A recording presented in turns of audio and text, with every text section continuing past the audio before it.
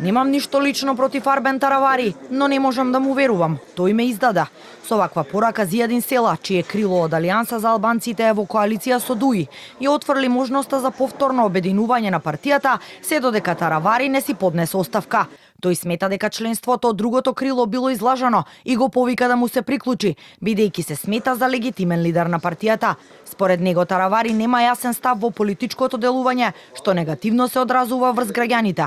Прво, нема мене Таравари во кој дом и во која врата мене да ме кани, бидејќи тој дом и таа врата е моја, тој нема ни дом ни врата. Треба едно јавно извинение од негова страна, а извинувањето на политичарот е оставката. За да не може повеќе да направи лош. И тогаш може и тој да биде член на Алијансата за албанците. Села не одговори конкретно на прашањето што доколку Ахмети и Таравари договорат соработка за локалните избори.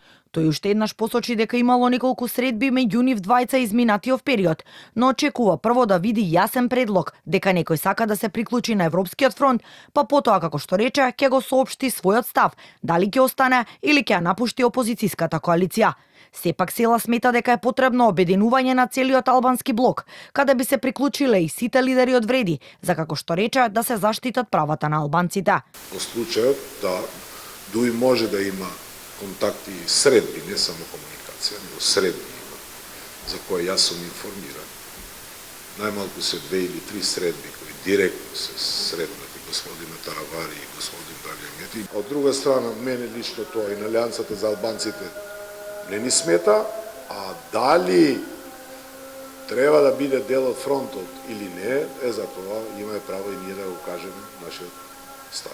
Јас мислам дека целиот албански политички фактор треба да се обединува.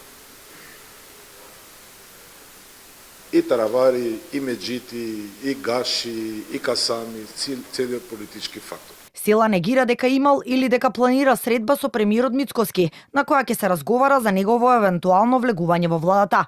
Кажа дека ако се сретне со премиерот, тоа ќе биде за уставните измени за европските интеграции, а ќе бара и промена на уставот во делот на албанскиот јазик, како и промена на одлучувањето на Уставниот суд по принципот на Бадентер.